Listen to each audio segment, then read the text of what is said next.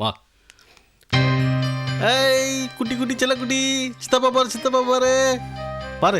சித்தியும் சித்தப்பாவும் கோயில் போயிட்டு வந்துடுறான். பாய் சொல்கிறேன் செல்லம். ஆமாம், அண்ணிங்க மார்க்கெட்டுக்கு போயிருக்காங்க. ஓ, வந்தா கோயிலுக்கு போயிருக்குன்னு சொல்லுவீங்க. சரிங்க. வா.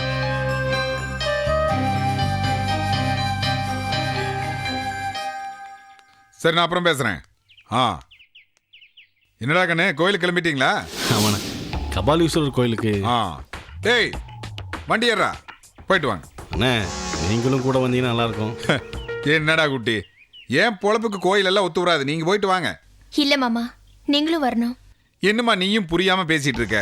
புதுசா கல்யாணமானவங்க நீங்க கோயிலுக்கு போயிட்டு வாங்க. மனம் போல மாங்கல்யம் அமைஞ்சிருக்கு. உங்க குடும்பத்திலேயே நீங்க நல்லா பொழைக்க மாட்டீங்கன்னு 4 பேர் எதிர்பார்த்துட்டு இருக்காங்க. அதையெல்லாம் பொய்யாக்குற மாதிரி 2 பேரும் ஒருத்தருக்கு ஒருத்தர் விட்டு கொடுத்து சந்தோஷமா வாழணும். என்ன நீங்க செஞ்ச உதவிய நாங்க எப்பவுமே மறக்க மாட்டோம் மாமா. என்னம்மா இப்படி பேசுற? எங்க வீட்டு பையன் தானே சந்தோஷமா இருக்கான். நீங்க 2 பேரும் சந்தோஷமா இருக்கணுங்கிறதுக்காக தான் உங்க அண்ணியே எதிர்த்து அவங்க கையாலேயே தாலி எடுத்து கொடுத்து உங்களுக்கு கல்யாணம் பண்ணி வச்சிருக்கேன். அங்க அனாவசியமா எதையாவது பேசி மானத்தை வாங்காத. சரிங்க.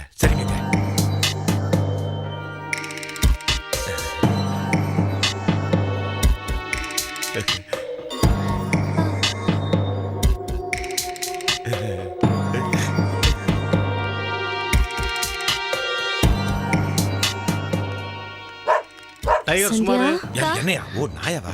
வணக்கங்க. எப்படிடா இருக்க? நல்லா இருக்கேன்க்கா. நான் முன்ன நின்று உன் கல்யாணத்தை நடத்தி வைக்க முடியலன்னு எனக்கு ரொம்ப வருத்தம்டா.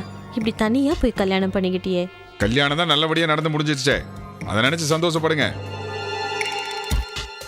மாமா, எங்க லவ் மேட்டர்ல அக்காவும் மாமாவும் தான் ஃபுல் சப்போர்ட்டா இருந்தாங்க.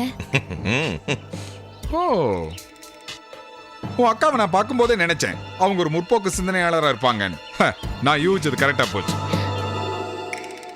ஆமா, உங்க அண்ணி ரேகா எப்படி இருக்காங்க?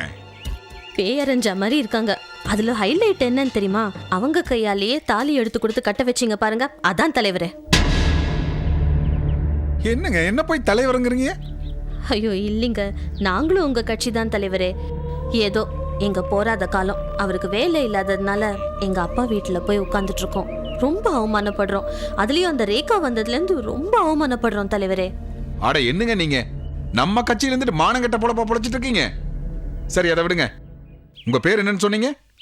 என் பேரு மிஸ்டர் தண்டபாணி. மிஸ்டர் நீங்களே சேர்த்திக்கிறதா? அப்பதாங்க என் சுயமரியாதை என்னன்னு உங்களுக்கு தெரியும்.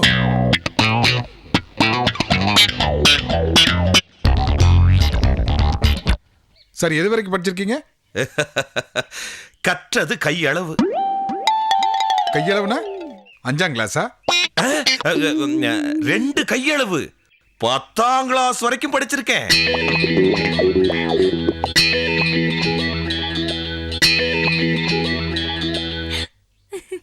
குட்டி, நம்ம கம்பெனில இவருக்கு ஒரு வேலை போட்டு கொடுறான். சரிங்கண்ணே. எந்த மாதிரி வேலைன்னு நான் தெரிஞ்சுக்கலாங்களா தலைவரே? ஏன் அதை தெரிஞ்சுக்காம வேலையில் சேர மாட்டீங்களா? இல்லைங்க, எந்த வேலையா இருந்தாலும் பரவாயில்லைங்க தலைவரே. குட்டி, இவங்க நம்ம சொந்தக்காரங்க மட்டும் இல்ல, நம்ம கட்சிக்காரங்களும் கூட. இவர் எந்த வேலையில இருக்கணும்னு ஆசைப்படுறாரோ அந்த வேலையை நம்ம கம்பெனில போட்டு கொடுத்துரு. சரிங்கண்ணே. வரமா வாங்க. டேய், என்ன கூப்பிட்டீங்களா? உங்களே இல்ல, அவனை. சரிங்க. எந்த மாதிரி வேலையை எதிர்பார்க்குறீங்க? எனக்கு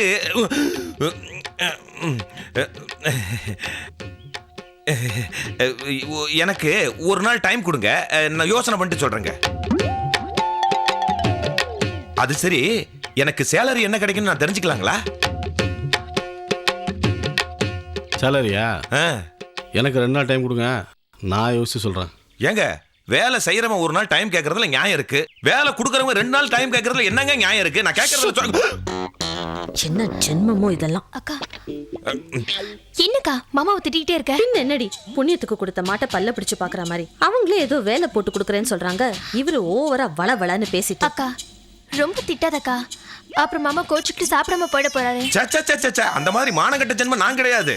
இருந்து விருந்து சாப்பிட்டுட்டு தான் போவேன். நீங்க வளன்னு பேசிட்டு இருக்காதீங்க. சரி சந்தியா, நீங்க ஏதோ கோவிலுக்கு புறப்பட்டீங்க போல இருக்கு, போயிட்டு வாங்க. அக்கா, முதல்ல வீட்டுக்கு வந்திருக்கேன், நாங்க அப்புறமா கோயிலுக்கு போய்க்கிறோம். நீ போயிட்டு வாடா, அக்கா சொல்றேன். பரவாயில்ல, அப்புறம் போய்க்கிறோம். இவ்வளவு நேரம் உங்களை வாசல்ல நிக்க வச்சு பேசுறது பெரிய தப்பு. வாங்க, கூட்டிட்டு வா. வாங்க. வாக்கா. வாங்க மாமா. வரமா வரமா.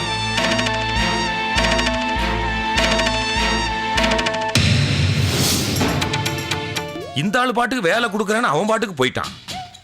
நம்ம நேச்சருக்கும் பாடி கண்டிஷனுக்கும் இந்த வேலை செய்யறதெல்லாம் நமக்கு ஒத்து வராதே. நீலு வேலை வாங்கி கொடுத்து நான் வேலைக்கு போகலன்னா அவ ரொம்ப டார்ச்சர் பண்ணுவாளே என்ன.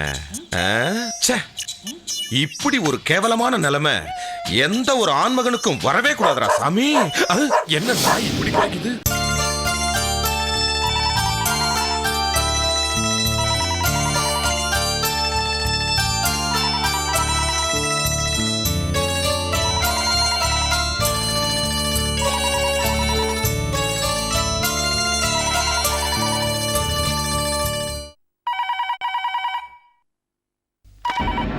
ஹலோ ஹலோ, சௌக்கியமா?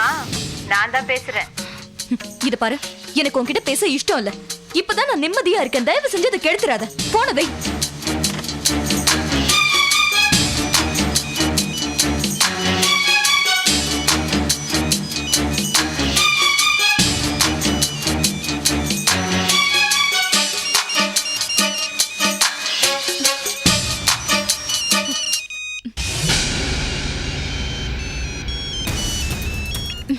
ஹலோ, எதுக்கு இப்ப நீ என் மேல கோவப்படுற? இது பாரு, எத்தனை தடவை சொன்னாலும் உனக்கு தெரியாது. எதுக்கு சும்மா சும்மா எனக்கு நீ கால் பண்ணிட்டு இருக்க? பாரு, இதுக்கு மேலே என் நம்பருக்கு கால் பண்ண போலீஸ்க்கு சொல்ல கூட நான் தயங்க மாட்டேன். புரியுதா? போன வை.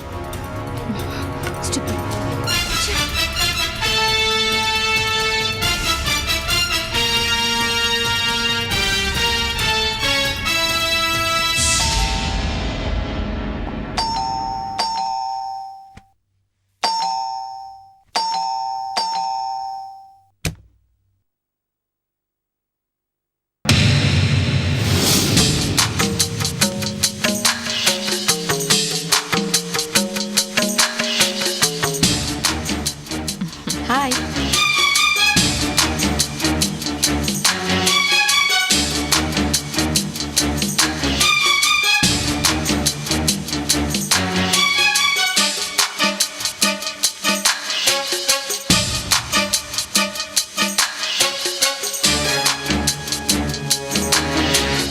ஐம் காயத்ரி.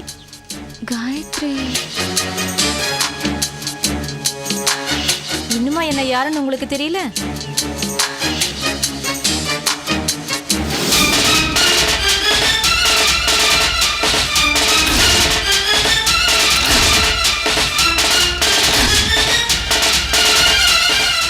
ஏய், நீ தானே எனக்கு ஃபோன் பண்ணிட்டு இருக்க? சொல்லு, நீ தானே எனக்கு ஃபோன் பண்ணிட்டு இருக்க? நான் ஃபோன் பண்ணா நீங்க அவாய்ட் பண்ணிட்டே இருக்கீங்க. அதான் உங்களை நேர்லயே பார்த்து பேசிட்டு போலான்னு வந்தேன். இது பாரு, எனக்கு உன்கிட்ட பேச இஷ்டம் இல்ல. தயவு செஞ்சு என்ன டார்ச்சர் பண்ணாத. மரியாதையா வெளிய போ. ஹலோ ஹலோ ஹலோ, ஒரு நிமிஷம் மேடம். என்ன?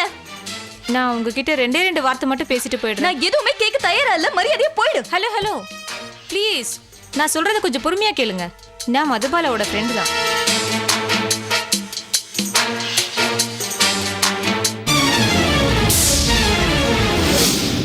அவ பிரசன்னாவை எந்த அளவுக்கு வெறுத்து நம்ம காதலிச்சான்னு உங்களுக்கு தெரியுமா?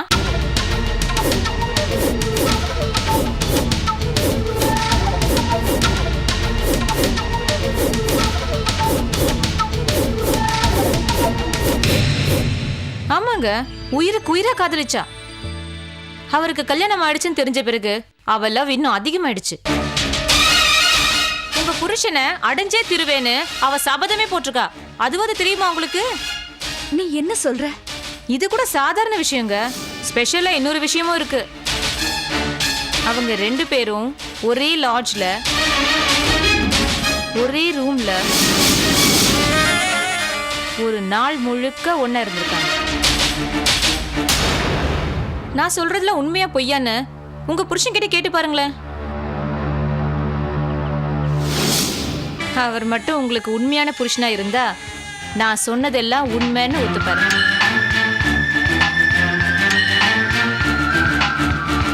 ஓகேங்களா?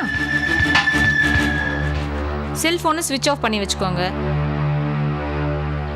லேண்ட்லைன்ல கால் வந்தா கூட எடுக்காதீங்க. கதவை நல்லா பூட்டி உள்ள தாழ் போட்டு. ஆனா ஒரு விஷயம், உங்க புருஷன் ஈவினிங் வந்த உடனே நான் சொன்னதெல்லாம் உண்மையா பொய்யான்னு கேட்டு தெரிஞ்சுக்கோங்க. அதான் உங்களுக்கும் நல்லது. நான் போயிட்டு வரேன்.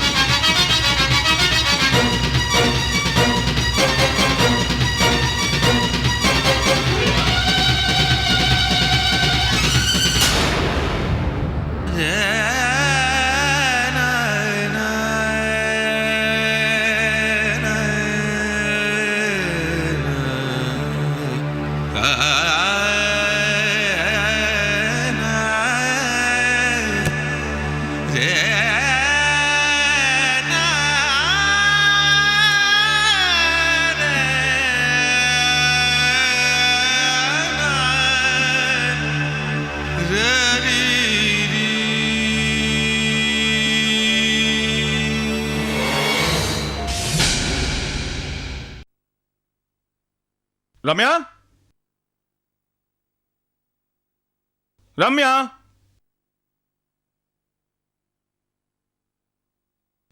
ரம்யா, எங்க போயிட்டா ரம்யா? ஏமா ரம்யா ரம்யான்னு இவ்வளவு தடவை கத்திட்டு இருக்கேன்ல, பதிலே சொல்லாம நின்று இருக்க. சாயங்காலம் வெளியில வேற போகணும்னு சொன்னேன். இப்படி ரெடியாக இருந்தா என்ன அர்த்தம்? ரம்யா, உன்னதான் கேட்டுட்டு இருக்கேன். என்ன பதிலே சொல்லாம இருந்தா என்ன அர்த்தம்? ஏன் இன்னும் ரெடி ஆகல? உன்கிட்ட தான் பேசிட்டு இருக்கேன். ஏய், என்னாச்சு? ஏன் இப்படி கண்ணெல்லாம் கலங்கிருக்கு? ஏன் அழுகுறேன்னு கேட்டேன். நான் உங்ககிட்ட ஏதாவது மறைச்சிருக்கேனா?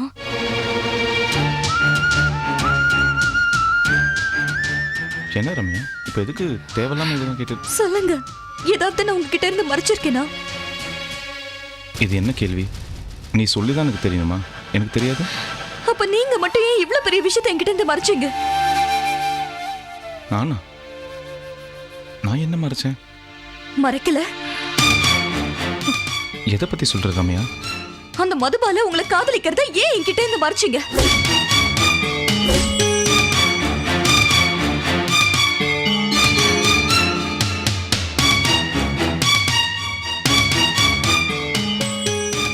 சொல்லுங்க பிரசன்னா, ஏன் என்கிட்ட இருந்து மறைச்சீங்க?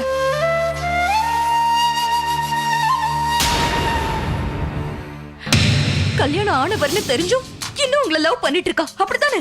ரம்யா, என்னாச்சு உனக்கு? எதுக்கு திடீர்னு இந்த மாதிரிலாம் கேள்வி கேட்டுட்டு இருக்க? நான் கேட்கறதுக்கு மட்டும் பதில் சொல்லுங்க. நீங்களும் அவளும் ஒரே லாட்ஜ்ல ஒரே ரூம்ல தங்குனீங்களா?